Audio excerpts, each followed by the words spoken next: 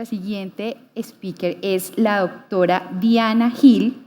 Ella viene con una charla de avances recientes en osteoporosis, innovaciones terapéuticas y nuevas estrategias en la atención clínica. La doctora Diana Gil es médica internista, reumatóloga, magíster en epidemiología clínica, reumatóloga de CAIRE IPS, pero además presidenta de la Asociación Colombiana de Reumatología. Doctora, bienvenida y muchísimas gracias por acompañarnos. Muy linda. Muchas gracias.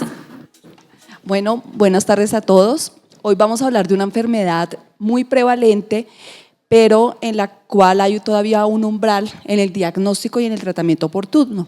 Como me presentaron, soy Diana Rocío Gil Calderón, internista y reumatóloga, y vamos a comenzar entonces contándoles mis conflictos de interés. Para esta charla no tengo ninguno en particular, pero he sido speaker de algunos laboratorios que tienen medicamentos que se utilizan en la osteoporosis. Cuando nosotros pensamos en osteoporosis, tenemos que pensar en que esa es la estructura ósea que nos mantiene de pie.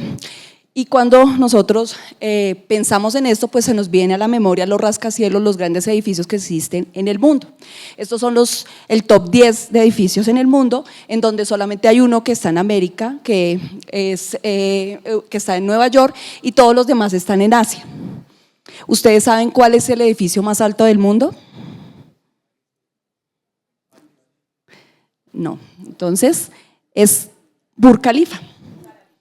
Entonces, Burj Khalifa pues está en Dubái, fue inaugurado en el 2010, tiene 828 metros, 163 pisos. El segundo edificio más alto del mundo desde el 2023 es Merdeka 118, que está localizado en Malasia, tiene una altura de 679 metros y 118 pisos.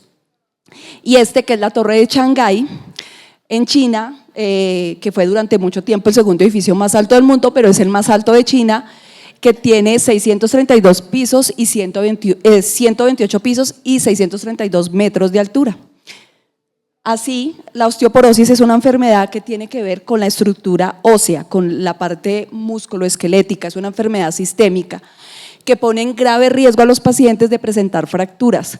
Y este riesgo de fractura es la razón por la cual nosotros tratamos a los pacientes con osteoporosis. Esa fortaleza ósea se ve reflejada en dos factores: densidad y calidad ósea. Entonces, a veces nosotros pensamos mucho en la densidad ósea y se nos olvida que la calidad del hueso también es fundamental y que pérdida de calidad de hueso también conlleva riesgos a que los pacientes puedan presentar fracturas. Cuando nosotros nos enfrentamos a un paciente con infarto, pues nadie tiene duda de que el infarto lo tratamos, ¿cierto? Nadie dudaría en este escenario, en este auditorio, que el infarto agudo de miocardio diagnosticado y se trata, ¿cierto? Pero les quiero preguntar, ¿ustedes dejarían de tratar la enfermedad coronaria que le ocasionó el infarto a ese paciente? ¿Alguien aquí dejaría de tratar la enfermedad coronaria? Digamos que no hay dudas, pero ¿qué sucede con la osteoporosis? Nosotros sí, van a ver, sí dejamos de tratar la osteoporosis aun cuando hemos identificado una fractura de fragilidad. Y es lo mismo, lo que le está ocurriendo al hueso es lo mismo que le ocurrió a ese paciente que sufrió un infarto. Esa fractura es un infarto en el hueso y que es ocasionado por una enfermedad como la osteoporosis. Resulta que los pacientes que tuvieron una fractura de cadera, casi que la mitad de ellos se quedan sin tratamiento cuando uno los evalúa al año. Y es mucho más dramático cuando la fractura ocurrió en otro lugar, si ocurrió en las vértebras, si ocurrió en el radio, solamente 20% de esos pacientes van a recibir tratamiento. 8 de cada 10 se quedan sin tratamiento, a pesar de que estamos frente al infarto del hueso, a pesar de que ese paciente ya tuvo una fractura. Y esta omisión es muy importante porque genera mortalidad. Los pacientes que tienen fractura de cadera en el siguiente año, el 20% van a fallecer. Y además de eso, cuando un paciente tiene una fractura, tiene riesgo de presentar una segunda fractura. Entonces, si independiente del sitio, el riesgo es 20% en los siguientes 24 meses. Pero si lo que tuvo fue una fractura de columna vertebral, ese riesgo se incrementa casi al 30%. Y las fracturas vertebrales son las que con mayor frecuencia no se diagnostican, se omiten. Les quiero contar el caso de Berta. Berta es una paciente de 75 años bogotana que consultó en diciembre porque se cayó y le hacen diagnóstico de una fractura de cadera. Ella tenía como antecedentes que había sido fumadora y su mamá también había tenido una fractura de cadera. Pero lo grave de la situación es que ella en agosto del 2023 había consultado porque tenía tos y dolor torácico. Y en ese momento pues le hacen un diagnóstico de una bronquitis aguda, e inician tratamiento antibiótico, le ponen inhaladores y la mandan para la casa. Pero resulta que en esa radiografía en la que le habían hecho el diagnóstico de la bronquitis, ella ya tenía una fractura en T7. 2023, año y medio después, esta Raquel se fractura. Y eso que nos parece que probablemente haya sido el caso de Raquel, no es así. Este es un estudio de nosotros aquí en Bogotá, en un hospital de referencia, 111 pacientes diagnosticados con fracturas de fragilidad, evaluados, se les da la orden para que cuando egresen se les haga la densitometría. Solamente 25% lograron que le hicieran la densitometría al año y de esos solo el 10% recibió tratamiento, a pesar de que venían de un hospital de referencia. Entonces sí pasa, en la realidad colombiana sí pasa que los pacientes se fracturan y no reciben el tratamiento. La osteoporosis es una enfermedad prevalente, es una enfermedad frecuente, a pesar de que por supuesto que tenemos muchos casos sin ser diagnosticados. Tenemos alrededor de 2.440 casos por 100.000 habitantes, al igual que hemos hablado en el transcurso de todo el día, una enfermedad que impacta más a las mujeres que a los hombres.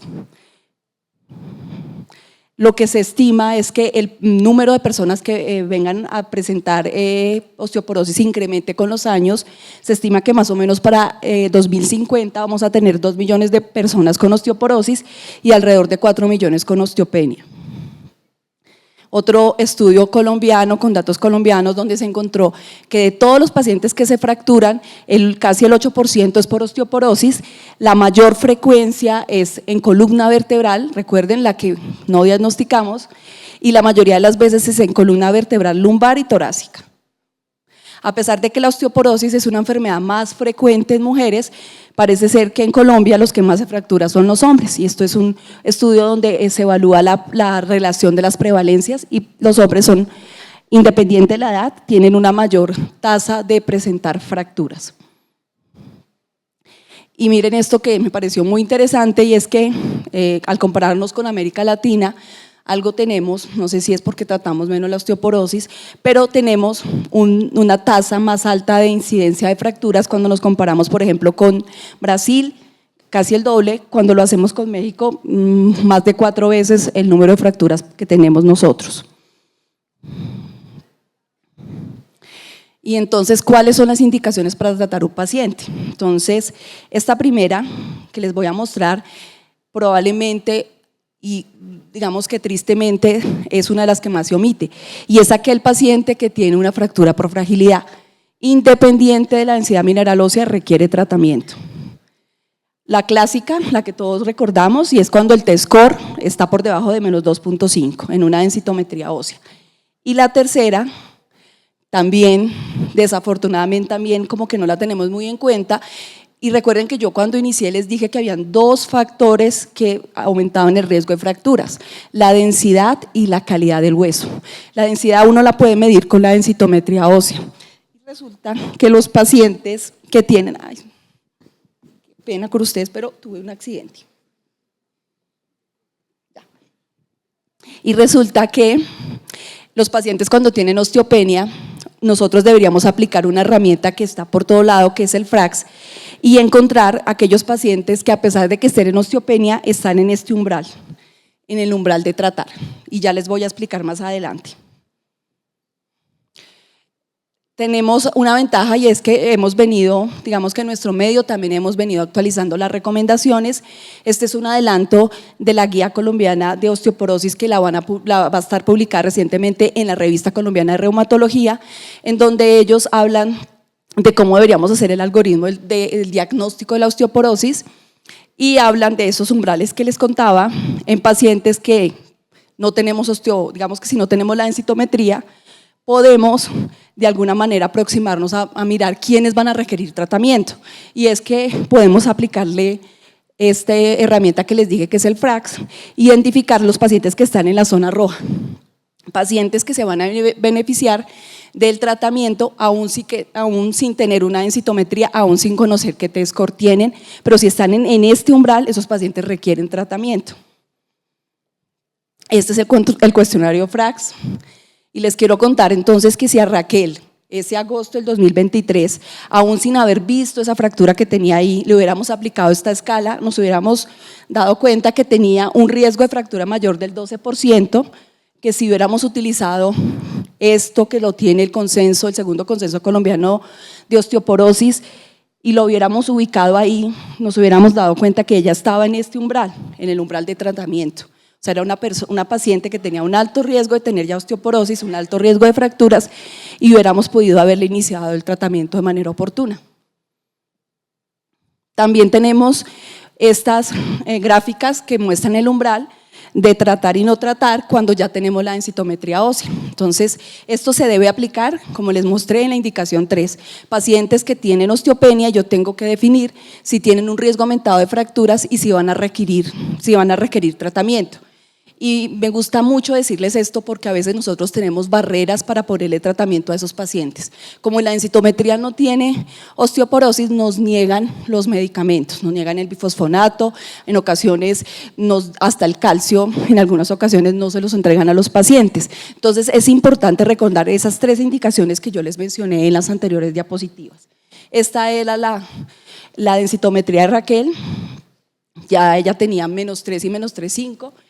Esto ya pues no es necesario, pero mire que con los datos de la densitometría el riesgo se incrementa hasta el 26% para fractura mayor y 21% para fractura de cadera.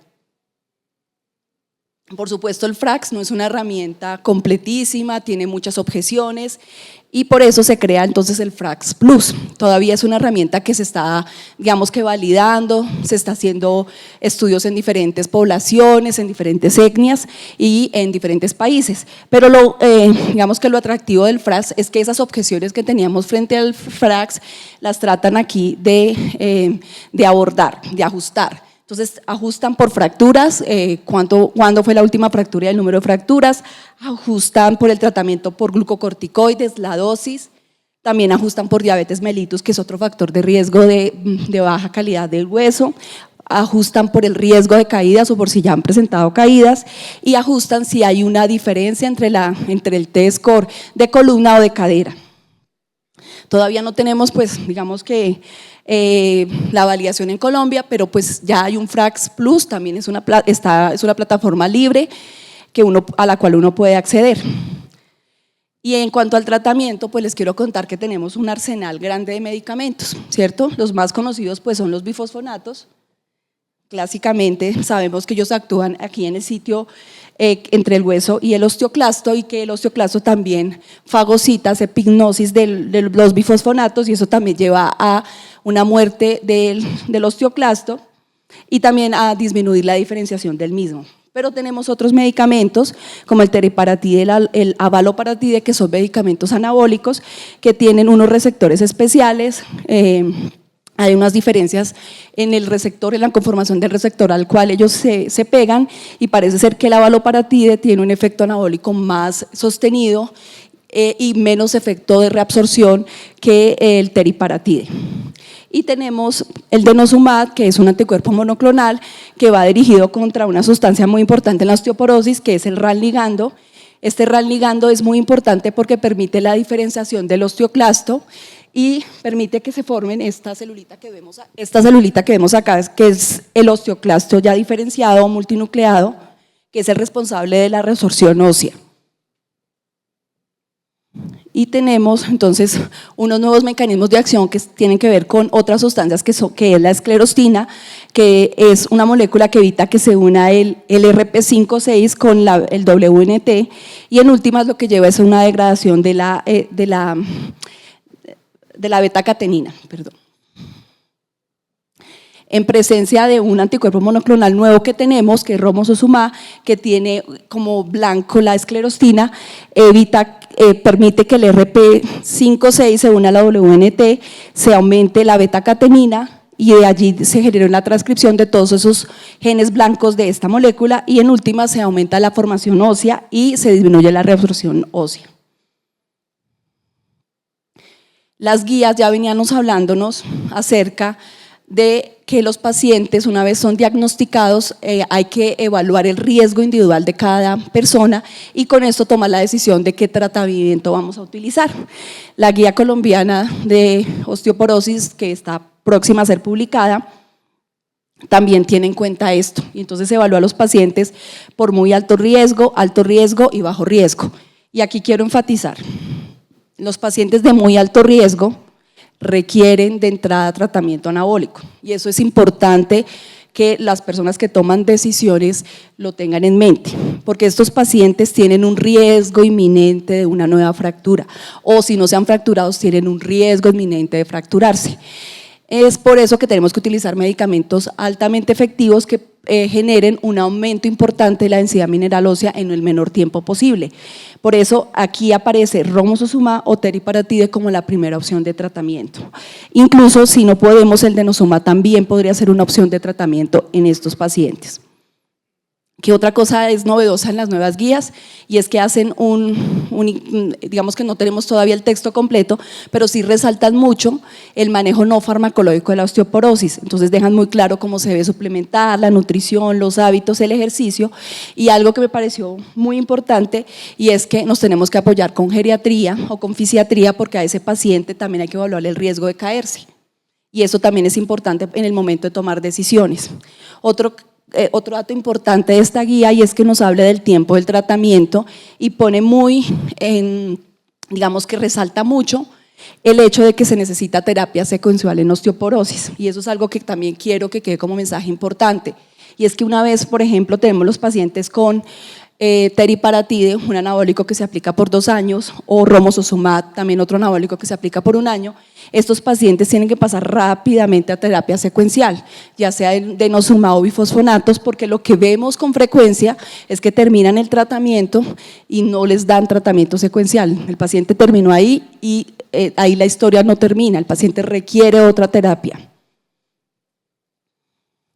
Importante era que denosumab se pensaba que solo se podía tratar por 5 años y a veces encontramos dificultades en que le sigan autorizando el medicamento porque nos quedamos en los 5 años. Ya hay data de 10 años e incluso las últimas guías dicen que se debe tratar el tiempo que uno considere. El medicamento lleva 13 años en el mercado, 13 a 15 años en el mercado y la idea es que si el paciente va bien con el medicamento, ese paciente debe continuar con esa terapia. Si la decisión que voy a tomar es suspenderlo, tengo que pensar que ese paciente requiere terapia secuencial porque solo si lo dejo sin denosumab puede presentar fracturas de rebote, o sea, si yo suspendo denosumab, ese paciente se me puede fracturar con una fractura de rebote. Y ya para terminar, la parte final y es que ya en osteoporosis estamos hablando de un blanco terapéutico. Ese blanco terapéutico fue un artículo publicado el año pasado, habla de que la meta es lograr por lo menos que el paciente tenga un T-score mayor de menos 2.5. Hay digamos que otras minucias, pero básicamente lo que nos debe quedar en la cabeza es que tenemos que lograr que el paciente tenga un T-score mayor de 2.5. ¿Qué otras cosas hay? Innovación en el tratamiento, rápidamente, este metaanálisis que habla de la terapia combinada de teriparatide y denosumab, digamos que uno no tendría dudas en eficacia, si yo pongo 2 medicamentos, digamos que el efecto benéfico uno como que de entrada lo piensa, pero la duda era de los efectos adversos y realmente no se encontraron aumento en efectos adversos. Y otra cosa que me pareció importante traerles y es que este dispositivo fue aprobado por el FDA para tratar osteopenia en mujeres posmenopáusicas y es un cinturón que se coloca en la parte posterior en el sacro. Esto genera unas ondas que son sinusoidales que se transmiten al sacro y a la columna y demostró que produce una disminución en la pérdida tanto de la calidad como de la densidad mineral ósea, tanto de la columna como de la cadera. Y ya para terminar, quiero dejar como mensajes importantes y es que tenemos que pensar en osteoporosis, es una enfermedad frecuente, es una enfermedad que genera mortalidad y morbilidad, es una enfermedad que para los servicios de salud genera grandes costos que son similares a enfermedades como la diabetes o la migraña. Por eso se justifica que la osteoporosis sea tenida en cuenta y sea priorizada en el sistema de salud. Ojalá la tuviéramos en el Plan Decenal de Salud, para que los médicos generales, cuando se enfrentan a los pacientes, a mujeres posmenopáusicas, tuvieran ahí un recorderis de que tienen que evaluar la calidad ósea y mirar la densidad ósea de sus pacientes. Después de que establecemos el diagnóstico, la segunda cosa en la que probablemente fallamos es que no hacemos una evaluación del riesgo del paciente, y es esa evaluación del riesgo la que me tiene que llevar a tomar decisiones en el tratamiento. Muchas gracias a todos y espero que cambiemos esta manera de abordar la osteoporosis, cambiemos de hacer un tratamiento reactivo a un tratamiento realmente preventivo, que es el objetivo. Gracias.